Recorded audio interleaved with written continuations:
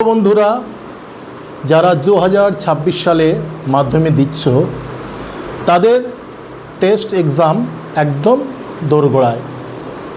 November মাসে 3 তারিখ থেকে তোমাদের টেস্ট শুরু হচ্ছে, 13 তারিখে শেষ হবে। একদম দোরগোড়ায় এসে গেছে। তবু বলবো যে তোমাদের সামনে এই ভিডিওটা কেন করতে এসেছি এই কারণেই যে তোমরা এতদিন ধরে পুরো সিলেবাসটা খুব সময় ধরে আস্তে আস্তে চ্যাপ্টার ওয়াইজ করেছো এবং তোমরা অবশ্যই সময় ধরে করেছো। এখন তোমাদের পরীক্ষার সামনে সমস্ত অঙ্ক, আমি তোমাদের এই ভিডিওটা তোমাদের মূলত অঙ্ক নিয়েই বলবো, অন্যান্য সাবজেক্ট ক্ষেত্রেও তাই। যেহেতু এই ভিডিওর মাধ্যমে আমি চ্যানেলের মাধ্যমে যেহেতু আমি অঙ্কটাই প্রেফার করি বা অঙ্কটাকে তোমাদের করাই বা দেখাই, শুধু অঙ্ক নিয়েই শুধুই বলবো। অঙ্ক এমন একটা সাবজেক্ট সারা বছর ধরে শুধু প্র্যাকটিস না করলে সেটাকে মনের মণিকোঠায় আনা অসম্ভব। প্র্যাকটিস এবং পরীক্ষার সামনে একদিন যত কাছে আসবে তোমাদের কিভাবে সেই ম্যাথটাকে নিজের করায়ত্ত করবে তার জন্য তোমাদের এই ভিডিওটা করা।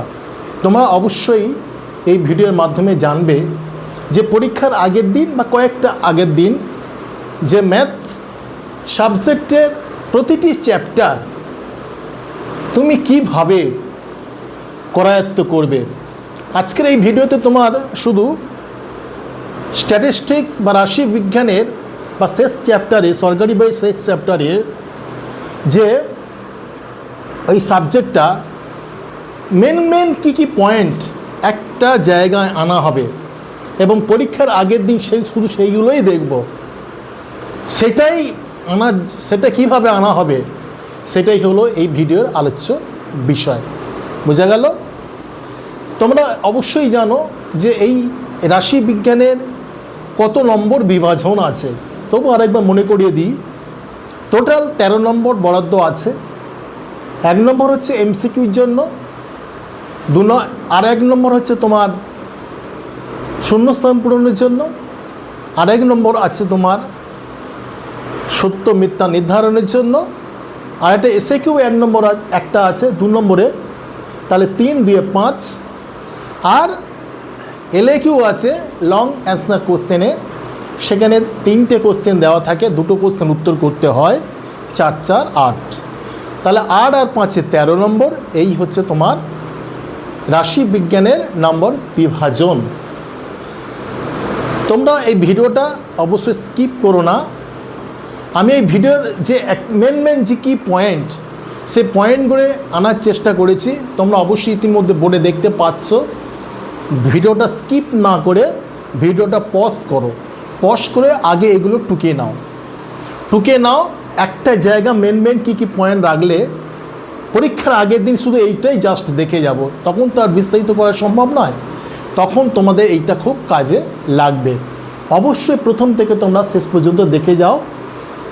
আর এই যেটা আমি এনেছি এই মেন পয়েন্ট, এটা আমি একটু ডিসকাস করার আগে তোমাদের বলবো, যারা ভিডিওতে অবশ্যই চ্যানেলে নতুন আছো অবশ্যই তোমরা সাবস্ক্রাইব করো।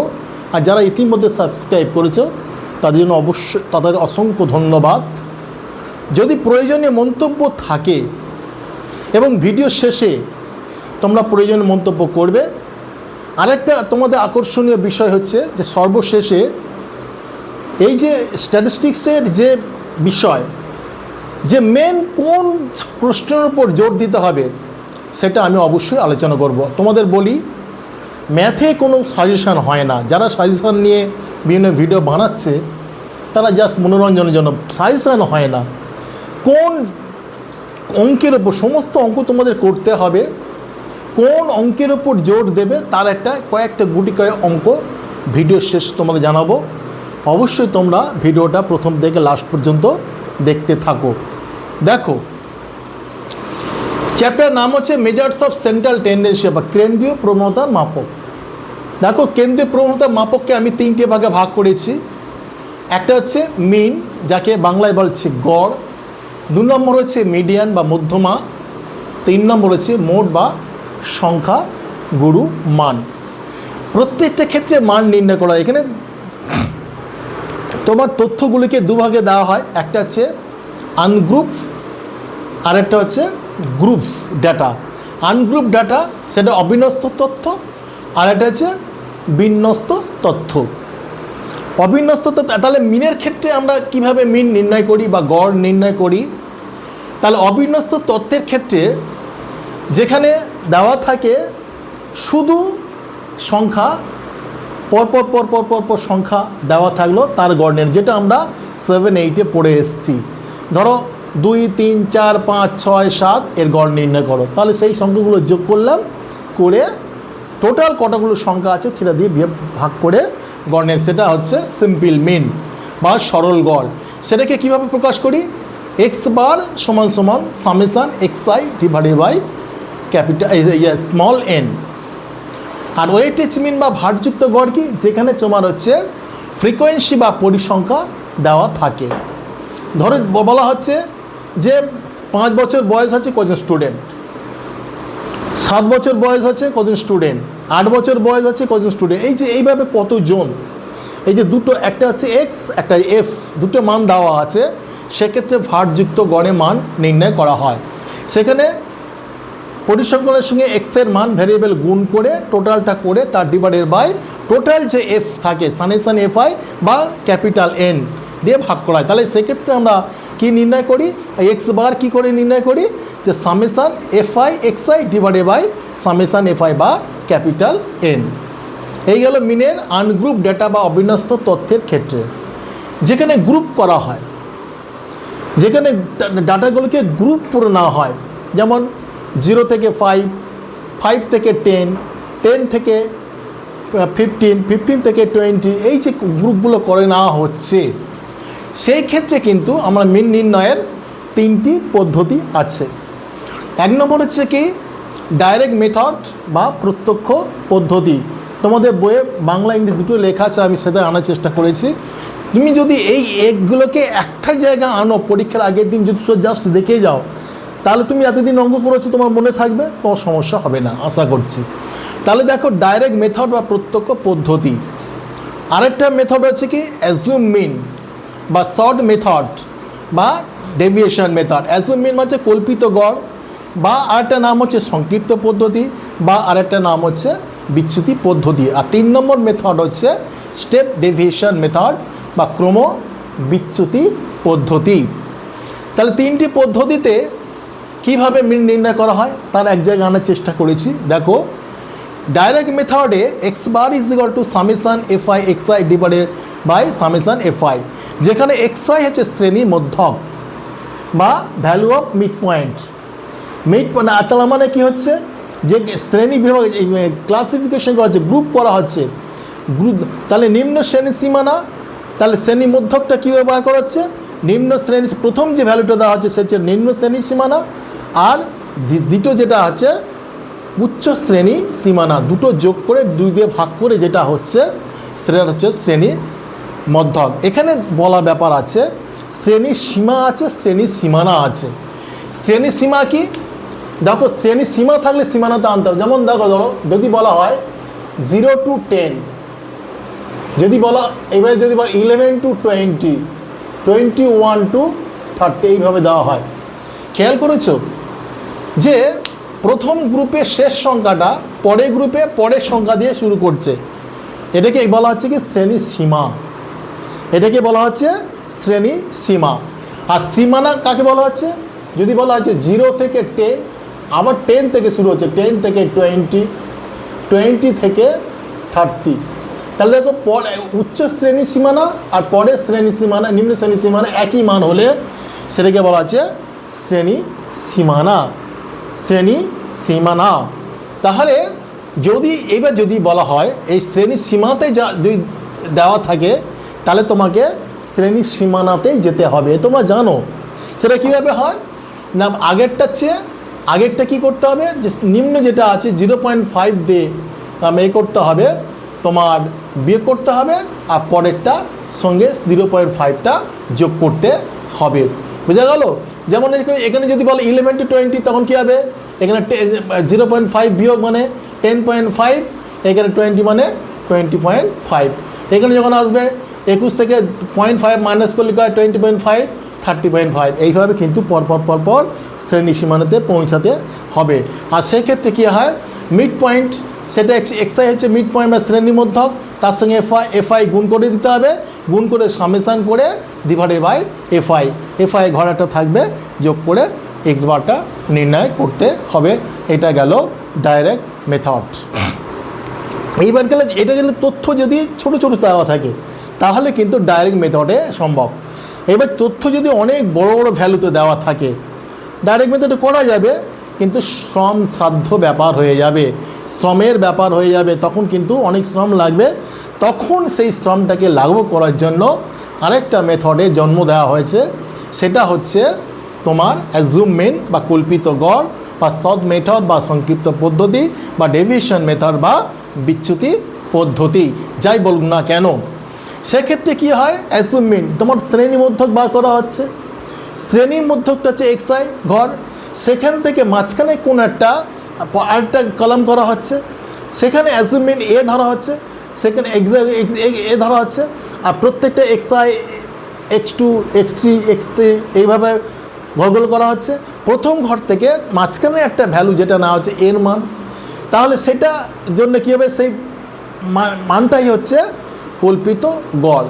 তাহলে এক্সআই যে ঘর, শ্রেণীর মধ্যকে যে ঘরটা আছে, মাঝখানে একটা ভ্যালুকে অ্যাজুমিন ধরানো হচ্ছে, সেটাকে এ বলা হচ্ছে, সেই অ্যাজুমিনটা প্রত্যেকের সঙ্গে মাইনাস করে দেওয়া হচ্ছে, করে দিয়ে একটা সেই ঘরটার নাম দেওয়া হচ্ছে ডি বা ডেভিয়েশন, ডি ঘরটা দেওয়া হচ্ছে।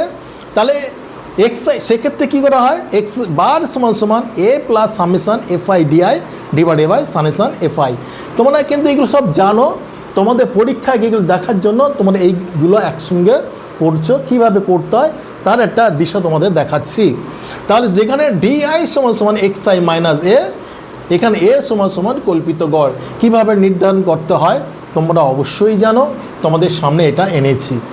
3 নম্বর মেথডটা স্টেপ ডেভিয়েশন মেথড। তাহলে ডাইরেক্ট মেথডে যে শ্রম লাগছে তার চেয়ে কম শ্রম লাগছে তোমার অ্যাজুমমেন্ট বা সর্ট মেথড বা ডেভিয়েশন মেথড। এবার আরও দেখা গেল যে আরও কম সময় আনার জন্য আরেকটা মেথডের জন্ম দেওয়া হলো, সেটা হচ্ছে স্টেপ ডেভিয়েশন মেথড বা ক্রমবিচ্যুতি পদ্ধতি। সেক্ষেত্রে আমরা কনসিডার করা হচ্ছে এইচ বা শ্রেণী দৈর্ঘ্য, এইচ বা শ্রেণী দৈর্ঘ্য। এই যে এখানে ডিআইয়ের যে ঘরটা করে দেওয়া আছে, সেই ডিআইয়ের ঘরটা কি আছে, এক্সআই মাইনাস এ। এখানে আনা হলো কি শ্রেণী দৈর্ঘ্যটা ভাগ করা আছে XI minus A by H, সেই ঘরটার নাম দেওয়া হচ্ছে ইউ নাম দেওয়া হলো। তাহলে সেখানে মিন বার করার জন্য সূত্র কি, x bar is equal to a plus summation fi ui divided by summation fi into h, যেখানে ui is equal to xi minus A by h, এটা একটা কলাম করা হয় ইউআই এইটা, আর এখানে এইচ হচ্ছে শ্রেণী দৈর্ঘ্য। তোমরা অবশ্যই সামনে পরীক্ষা তোমাদের এগুলো সবই জানো, তোমাদের জাস্ট সাজিয়ে দিয়েছি। পরীক্ষার আগের দিন দেখলে, এক চক্ষে এগুলো দেখলে তোমাদের ব্রেনের মধ্যে অবশ্যই জল করবে এই সূত্রগুলো যদি তুমি না মনে রাখতে পারো, পরীক্ষা হলে কিন্তু যতই অঙ্ক জানো না কেন, অঙ্ক তুমি সঠিকভাবে নামাতে পারবে না। এই জন্য তোমাদের সামনে এইভাবে তোমাদের আনতে হবে। এই গেল মিনের পার্ট। এইবার চলে আসি মিডিয়ানের পার্ট। মিডিয়ানের ক্ষেত্রে কী হয়, এখানেও আনগ্রুপড ডেটা আর গ্রুপ ডেটা। এখানে হচ্ছে অবিন্যস্ত তথ্য আর বিন্যস্ত তথ্য। এখানে কী হয়, যে অবিন্যস্ত তথ্যের ক্ষেত্রে যে দেওয়া হয়, যে তথ্যগুলো দেওয়া হয়, এক্ষেত্রে তোমাদের কী হয়, যে ছোট থেকে বড় আগে সাজিয়ে নিতে হয়, ছোট থেকে বড় সাজিয়ে নিতে হয়।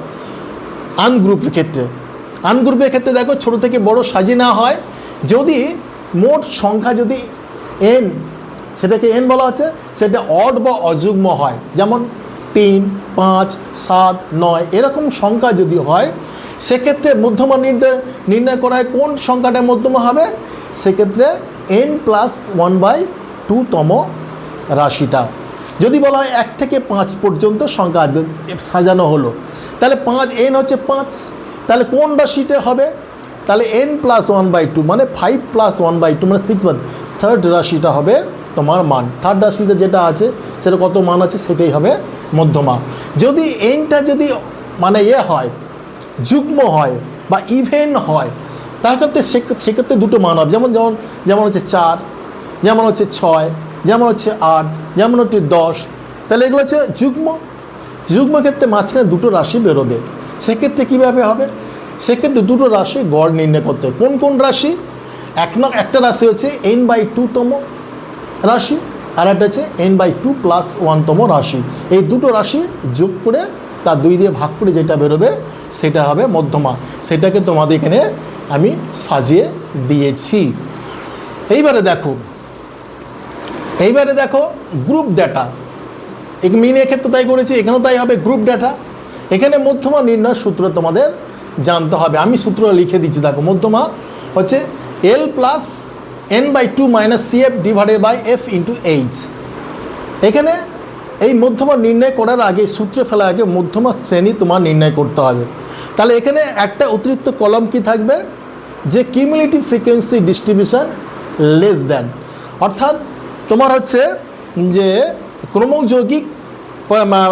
ক্রমযৌগিক পরিসংখ্যা ক্ষুদ্রতর সূচকে একটা ঘর তোমাকে তৈরি করতে হবে।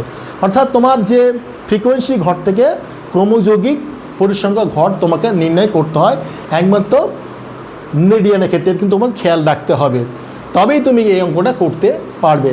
এখানে যোগ করে ফ্রিকোয়েন্সিগুলো যোগ করে শেষে একটা n আসে, সেটা n/2 করে যে মানটা বেরোবে সেই মানটা মাঝখানে তীর দিয়ে সেটাই হবে n/2। সেটা হচ্ছে মধ্যমা শ্রেণী বা মিডিয়ান ক্লাস। সেই মিডিয়ান ক্লাস বার করার পর তোমাকে এই সূত্রটা বার করতে, L + n/2 - C/F × H। এলটা কি? মধ্যমা শ্রেণী যেটা বেরোচ্ছে, ধরো 30 থেকে 40 বেরোচ্ছে বা 50 থেকে 60 বেরোচ্ছে, প্রথম যে সংখ্যাটা হচ্ছে সেই সংখ্যাটা হচ্ছে L, মধ্যমা শ্রেণীর নিম্ন শ্রেণী সীমানা। সেটা হচ্ছে L। n/2 আমরা বের করেছি, n/2 যে তীর চিহ্ন দিয়ে মাঝখানে যেটা করেছিলাম, সেই n/2 এর মানটা রাখলাম, মাইনাস কিউমুলেটিভ ফ্রিকোয়েন্সি CF। সেটা হচ্ছে CFটা কি? মধ্যমা শ্রেণীর ঠিক আগের শ্রেণীর ক্রমযৌগিক সংখ্যা। তাহলে মধ্যমা শ্রেণী যদি 30 থেকে 40 হয়, তা আগের শ্রেণী কী হবে? 20 থেকে 30। তাহলে 20 থেকে 30-এর যে মধ্যমা শ্রেণী আছে, ঠিক আগের শ্রেণী ক্রমযৌগিক সংখ্যাটি যেটা বেরোবে, সেই ক্রমযৌগিক সংখ্যাটা তোমার এখানে দিতে হবে /F, মধ্যমা শ্রেণীর পরিসংখ্যা। 30 থেকে 40 যেটা মধ্যমা শ্রেণী বেরিয়েছে, তার যে পরিসংখ্যা বা ফ্রিকোয়েন্সি রয়েছে সেটা অবশ্যই F দিতে হবে। আর এইচটা হচ্ছে যে 30 থেকে 40 তার যে শ্রেণীর দৈর্ঘ্য 10, সেই শ্রেণীর দৈর্ঘ্য তোমাকে এখানে ফেলতে হবে। বোঝা গেল? এখানে আশা করছি মধ্যমা শ্রেণী নিয়ে তোমাদের বলেছে। আরেকটা জিনিস হচ্ছে মধ্যমা শ্রেণী নির্ণয় করা হয় ওজাইবের মাধ্যমে, মধ্যমা শ্রেণী নির্ণয় করা হয়। এখানে ওজাইব নির্ণয় করার ক্ষেত্রে একটা গ্রাফের মাধ্যমে তোমাদের মধ্যমা নির্ণয় করতে হয়। তোমরা অবশ্যই জানো এখানে দুটো জিনিস বের করতে হয়, কিউমুলেটিভ ফ্রিকোয়েন্সি লেস দ্যান আর কিউমুলেটিভ ফ্রিকোয়েন্সি মোর দ্যান।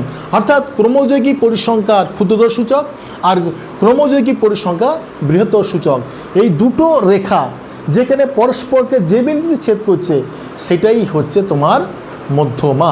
এই সম্বন্ধে বিস্তারিত তোমরা জানো, এইটুকু জাস্ট আমি বলেছি। এখানে আনার চেষ্টা করেছি এখানে ওয়েজাবের মাধ্যমে মধ্যমা নির্ণয়। বোঝা গেল? এটা গেল তোমাদের মিডিয়ার মাধ্যমে। আর একটা হচ্ছে মোট। এইবার চলে আসি মোট বা সংখ্যা গুরুমান। এখানেও আনগ্রুপ ডাটা, এখানে হচ্ছে গ্রুপ ডাটা। এখানেও তোমার হচ্ছে উইদাউট ফ্রিকোয়েন্সি, উইথ ফ্রিকোয়েন্সি লিখে দিয়েছি। যেমন এখানে বলা হচ্ছে সিম্পল মিন, ওয়েটেজ মিনের ক্ষেত্রে যেমন যেখানে তোমার ফ্রিকোয়েন্সি থাকবে না, পরিসংখ্যা থাকবে না, যেখানে ফ্রিকোয়েন্সি থাকবে। দুটোর ক্ষেত্রে কী হয়, এখানে তথ্যকে আমি কি করব, ছোট থেকে বড় হিসেবে সাজাতেও পারি, আবার নাও সাজাতে পারি। এখানে কোনো বাধ্যবাধকতা নেই। তাহলে যেখানে ফ্রিকোয়েন্সি থাকবে না, যেমন 2, 3, 4, 5, 6, তাহলে একই সংখ্যা, যে সংখ্যাটা একই সংখ্যা যেটা যত বেশিবার দেওয়া থাকবে সেটাই হচ্ছে মোট বা সংখ্যাগুরু মান। এখানে সংখ্যাগুরু মান একাধিক থাকতে পারে, যেমন 2 সংখ্যাটা 3 বার আছে, 3 সংখ্যাটা 2 বার আছে, 4 সংখ্যাটা দুবার আছে, তাহলে সর্বোচ্চ যতবার একই সংখ্যা যদি বা 3টে 4টে সংখ্যা যদি সর্বোচ্চ যতবার 3বার আছে একটা সংখ্যা, আর একটা সংখ্যা 3বার আছে, তাহলে মোট দুটো হতে পারে। সেই জন্য আমি এখানে লিখে দিয়েছি যে একাধিক মোট হতে পারে, সর্বোচ্চ বার যেটা থাকবে সেটাই হচ্ছে মোট। সে সর্বোচ্চ বার থাকতে একাধিক সংখ্যা থাকতে পারে, তাহলে একাধিক সংখ্যাই হচ্ছে সেটা মোট, সেই জন্য লিখে দিয়েছি একাধিক মোট হতে পারে। আর গ্রুপ ডাটার ক্ষেত্রে কী হচ্ছে, সর্বোচ্চ উইথ ফ্রিকোয়েন্সির ক্ষেত্রে কী হচ্ছে, যেখানে ফ্রিকোয়েন্সির মানটা সর্বোচ্চ মান যেটা থাকবে তার এগেনস্টে যে মানটা থাকবে সেটাই হচ্ছে মোট। আর গ্রুপ ডাটার ক্ষেত্রে মোটটা কী হচ্ছে, দেখো সর্বোচ্চ এখানে এখানেও মোডাল ভ্যালু, দেখুন মিডিয়ানের ক্ষেত্রে যেমন মিডিয়ান ক্লাস নির্ণয় করেছে, মোডের ক্ষেত্রে তাই মোডাল ক্লাস নির্ণয় করতে হয়। সেটা হচ্ছে সংখ্যাগুরু মান শ্রেণী নির্ণয় করা হয়। সেটা কীভাবে করা হয়, যে ফ্রিকোয়েন্সি সবচেয়ে মান বেশি তার সরাসরি যে শ্রেণীটা থাকবে সেটাই হচ্ছে মোডাল ক্লাস বা সংখ্যাগুরু মান শ্রেণী। সেক্ষেত্রে সূত্র কী প্রয়োগ করা হয়, দেখো mode is equal to L plus F1 minus F0 divided by 2F1 minus F0 minus F2 into H। দেখো এখানে বলে রাখা দরকার, অনেকে বিভিন্নভাবে বিভিন্ন সাংকেতিক চিহ্ন ব্যবহার করে, যাই ব্যবহার করি না কেন, কোন জায়গায় কোন সাংকেতিক চিহ্ন, আমি এখানে F1, এখানে অনেকে এখানে অনেকে F0 F1 F2 এইভাবে ব্যবহার করে, যাই করি না কেন আমার ঠিক জায়গায় কোনটা ইউজ হয়েছে এই লেখাটাই হচ্ছে মেন। ঠিক জায়গায় ঠিক লেখাটা লিখে দিতে পারলে তবেই কিন্তু অঙ্কটা ঠিক হবে। আমি এখানে L বলে কি সংখ্যাগুরু মান শ্রেণী নিম্ন শ্রেণীর সীমানা, আর F1টা কি, F1টা হচ্ছে সংখ্যাগুরু মান শ্রেণীর পরিসংখ্যা। সংখ্যাগুরু মান যদি 20 থেকে 30 হয় তার যে সরাসরি যে শ্রেণী বা ফ্রিকোয়েন্সি রয়েছে সেটাই হচ্ছে F1। আর 0 হচ্ছে F0 কি, ঠিক পূর্ববর্তী শ্রেণীর পরিসংখ্যা। যদি 20 থেকে 30 যদি মডেল ক্লাস হয় তার আগেরটা কী হবে, 10 থেকে 20 হবে, আর তার পরেরটা কী হবে, 30 থেকে 40 হবে। তাহলে 10 থেকে তার যে পরিসংখ্যা সেই পরিসংখ্যাটা হচ্ছে F0। 2F1, F1টা যেটা পরিসংখ্যা, F1 যেটা বেরোয় তার সঙ্গে 2 গুণ করতে হয়, মাইনাস F0 যেটা বেরোলো।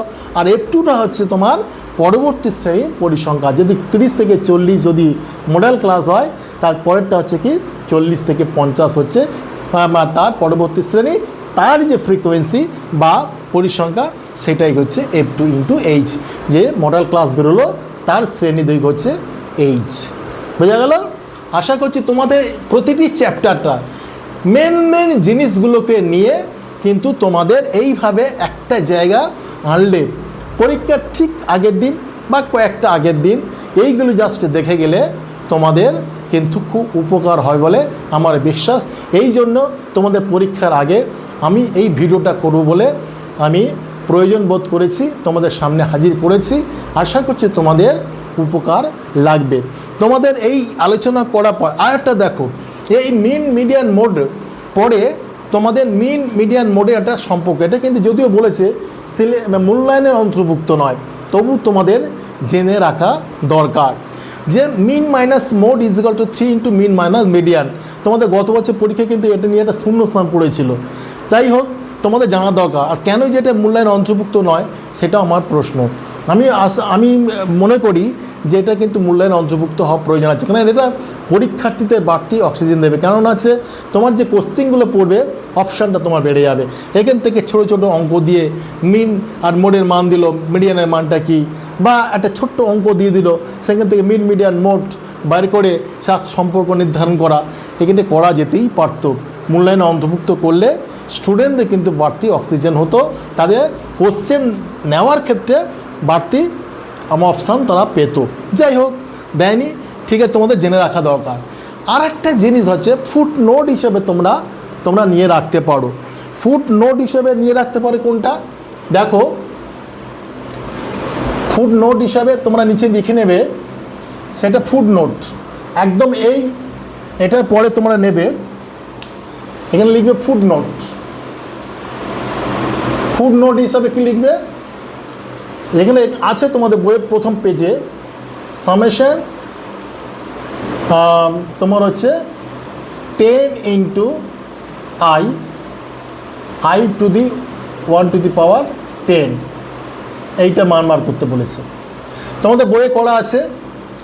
এইটা মানেটা কি, 10 ইন্টু আই মানে কি 1 to 10, তাহলে 10 into 1 plus 10 into 2 dot dot dot plus 10 into 10।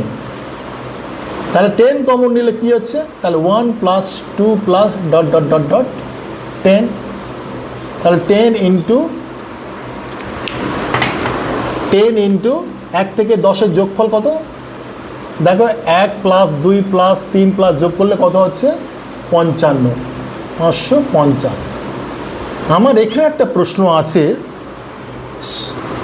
যে বোর্ডের কাছে, যদি অবশ্যই যদি এই ভিডিওর মাধ্যমে তাদের কানে যায় অবশ্যই আমি কৃতজ্ঞ বোধ করব, যে এখানে কিন্তু বলতে এখানে 1 থেকে 10 পর্যন্ত যোগফলটা আমরা সহজেই করতে পারি। যদি 1 থেকে 20 বলতো, এখানে যে 10 না বলে 20 বলতো, এখানে যদি 10 না বলে 30 বলতো, এখানে 10 না বলে 40 বলতো, এখানে যদি 50 বলতো, তাহলে কি 1 থেকে 1 2 3 4 যোগ করে যেতাম না। তাহলে এখানে একটা লাইন আবার বাড়তি লাইন যোগ করতে পারতো। যদি 1 থেকে n পর্যন্ত, 1 থেকে n পর্যন্ত বলতো, 100 200 যাই বলতো, সেই যোগফল একটা সূত্র এখানে নির্ধারণ করে দিতে পারতো, n ইন্টু n প্লাস 1/2, এটা কিন্তু বলে দিতে পারতো। দেখো 1 থেকে 10-এর যোগফলটা কীভাবে করছে, দেখো 10 ইন্টু 10 আর 10 11 ডিভাইডেড বাই 2, দেখো 55, এইটাই 55 এসছে, বোঝা গেল। এইটুকু পূর্ণ এই যে লেখার মাঝখানে এটা এই সূত্র দিলে ছাত্রছাত্রীদের আরও সুবিধা হতো বলে আমার বিশ্বাস। এইবার তোমাদের যেটা আমি দেব, আমি বলছি যে এটা কিন্তু সাজেশান নয়, সাজেশান অঙ্ক হতে পারে না, কিন্তু যেটার উপর জোর দেওয়া দরকার সেই জোরগুলো দিলে কিন্তু আশা করছি বাকি অঙ্কগুলো তোমাদের করায়ত্ত আসবে। তোমরা অবশ্যই খাতা কলম নিয়ে রেডি হও। যে এখানে দেখো আমি পেজ নাম্বার উল্লেখ করে 4-5টা অঙ্ক তোমাদের সামনে হাজির করেছি। দেখো পেজ নাম্বার 341 পেজের 10-এরটা, এটার উপর জোর দিও। পেজ নাম্বার 350, এটার 14 এবং 15, এটার উপর জোর দাও। আর page number 365 A B C যেগুলো আছে ওগুলো দেখবে অবশ্যই। আর হচ্ছে 10-এর 3 এবং আইভি, এই কটার অঙ্কের উপর জোর দাও পরীক্ষার আগে।